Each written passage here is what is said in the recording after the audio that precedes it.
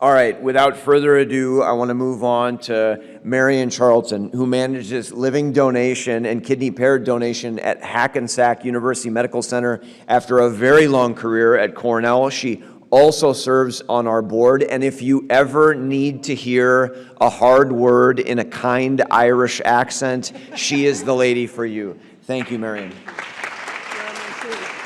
Matt, slides are here. This is your clicker here. Okay. You move forward with that, yeah. Okay. All right. Technology, transplant may be my forte, but technology is not, so bear with me.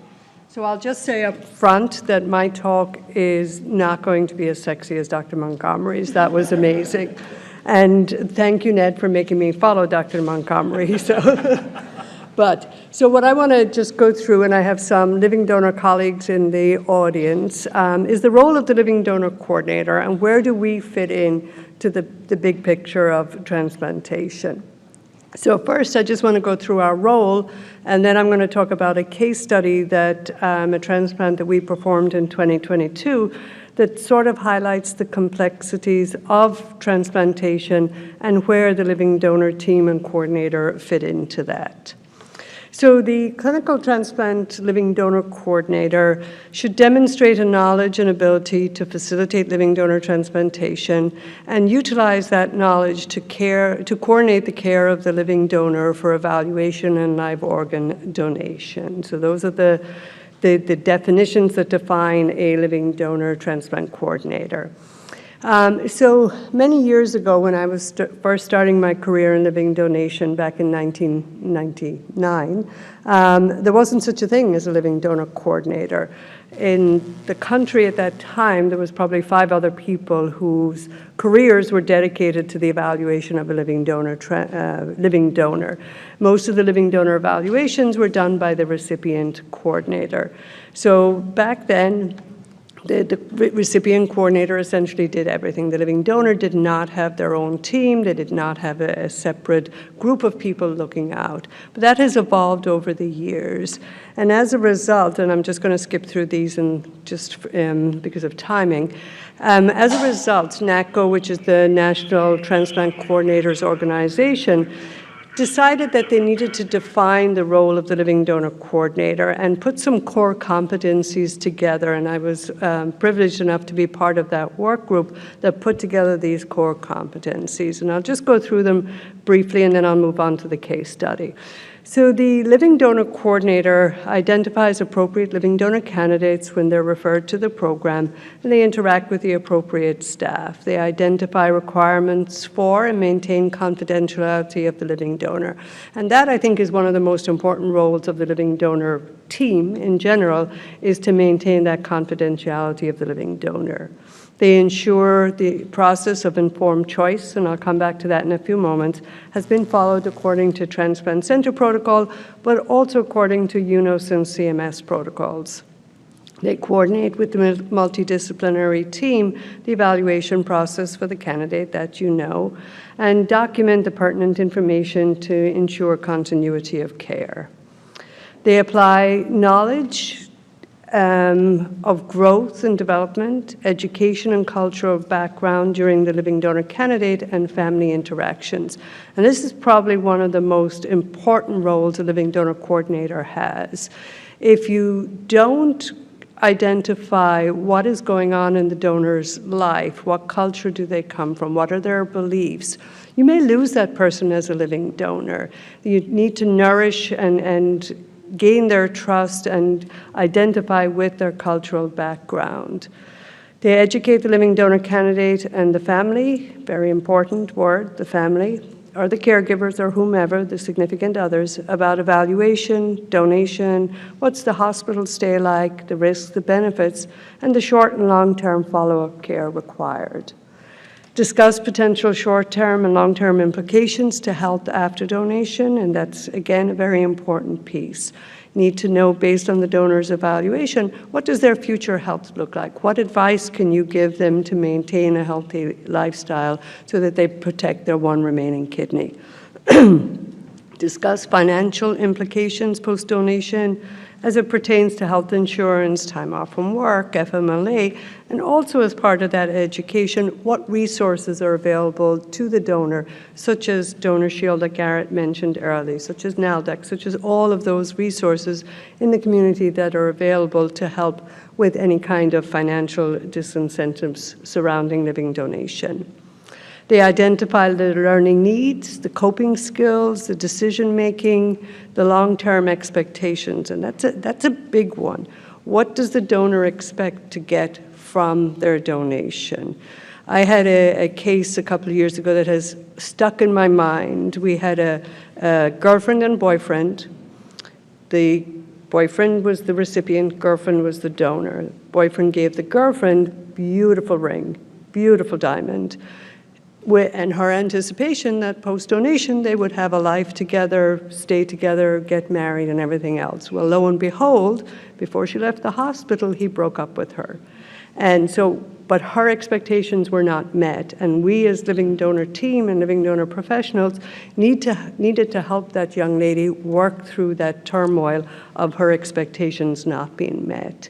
And then assess the commitment to the donation process. And I think some of my experienced colleagues in the audience, like Jess, will tell you that over the years we develop a gut feeling about where is that donor in their commitment to the process. Are they ready to move forward? Do they need a little bit more hand-holding and education to help them through their donation journey? Identifies and responds to the educational, psychosocial, economic needs of the living donor and family during the entire continuum of care. So it's not just the evaluation, it's the pre-op, it's the stay in the hospital, and then the post-operative course. They need to be very familiar with the living donor protocols, and they act as resources for internal and external healthcare providers. I've had several referring nephrologists call our program and say, oh, donor's good to go. I started them on insulin, they're good to go. So you have to be able to educate those referring providers sometimes about what is living donation, what is the protocol, who can be a living donor. Collects and reviews evaluation results with the team, participates in the selection. And this is a big piece, as I'm sure you all are living donors here in the audience, or many of you are, if you remember the selection, where your case is brought to the team for final clearance. And the living donor coordinator plays a big role in that process.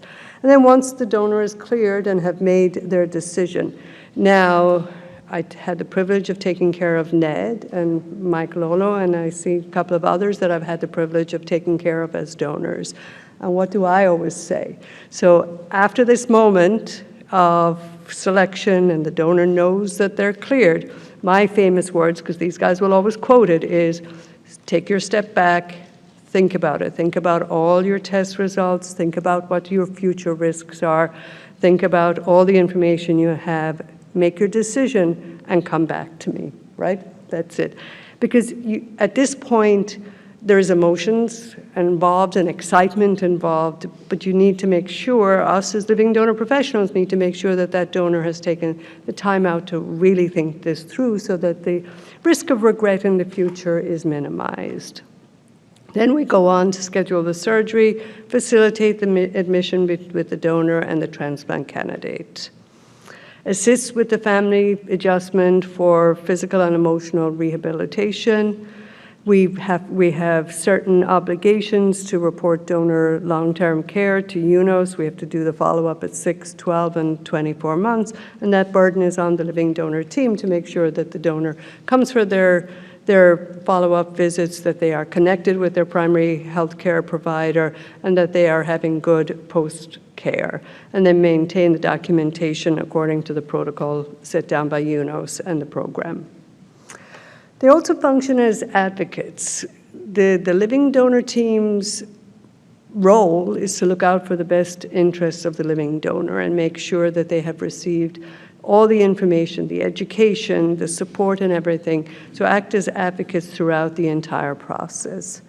Identify any contraindications. So if a donor does not meet center protocol, it is our responsibility as a living donor team to advise them. You can seek advice at another program. You can seek evaluation at another program, because programs' criteria do differ across the country. And then they need to be familiar with OPTN and UNOS regulations, which are quite prescriptive when it comes to the evaluation of a living donor.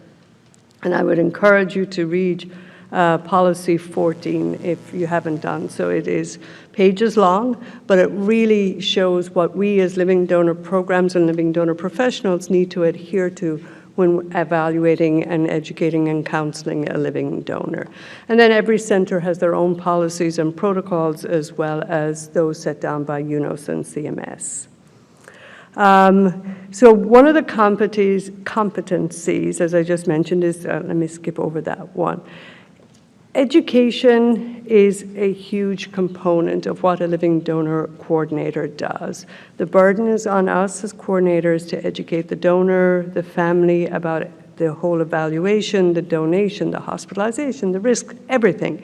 And that is really our primary role, is to be the educator. Okay, we coordinate everything, but it's the education piece that is most important. We also need to ensure, so UNOS and CMS and everybody else have a lot to say about what the informed consent should look like and what the requirements are, not just for living donation, but also for kidney pair donation, and then patient and living donor rights. So we needed within a program to develop tools and documents and videos and everything else to make sure that that informed consent process has been satisfied. And that is something when UNOS and CMS come in to evaluate a living donor program, this is one of the first things they focus on. Was the donor adequately educated to make an informed choice and decision? So the case study I'm going to present will highlight the complexities that occur sometimes of living donor transplant and why programs and living donor teams make certain decisions. It all sounds very easy, but on the back end, sometimes things are very, very complicated, and this case will highlight that. So our recipient was some of this has been changed, obviously, to protect privacy and everything, but it is a true case. So our recipient was a 60-year-old female who demonstrated poor adherence to her diabetic regimen through her hemoglobin A1C being elevated. That's the marker in the blood that tells you whether or not somebody has had elevated sugars over the course of a 3-month period. And her fasting blood sugar on average on a daily basis was about 300. Normal should be 100 or less, but diabetics do tend to run higher. We also knew from some of our other labs that she was non-adherent to her medication protocols. In addition, she was a high cardiovascular risk. She had some serious cardiac disease. She had already had 2 stents placed. And usually after stents are placed, a stress test is done again. If it's normal, the candidate can usually proceed. But in this case, she had an abnormal stress test. In addition, she had peripheral vascular disease. So the arteries where the surgeon would need to anastomose the vessels of the transplanted kidney were calcified. They were hard as rocks from this plaque buildup. So at that time, she was deemed not a candidate for transplant.